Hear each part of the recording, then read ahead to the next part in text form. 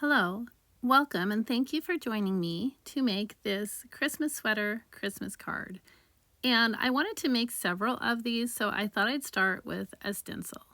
And I used this dot matrix paper because I thought it would be easier to get this Christmas sweater to be the correct proportions.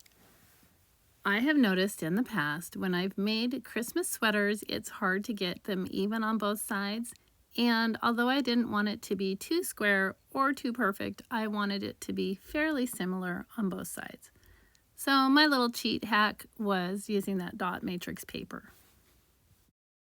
It really helped me to make it even on both sides, and then I also made it a little bit curvy too, so it wasn't too straight. Since it is a sweater, I wanted it to be a little bit scruffy, soft. If I like the way this sweater turns out, I can use the same stencil for making more sweaters. If I do make more sweaters, I will share some with you.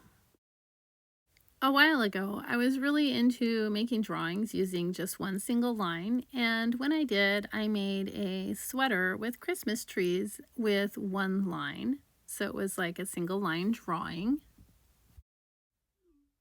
And when I did, I made it very similar to this, so I thought it would be fun to use the stencil for the first time with a sweater that was imagined a couple years ago, when I made that continuous line sweater drawing with the trees across it. And there is, it's in my channel. I will link it in the subscription in case you want to see, but that was what inspired this particular sweater.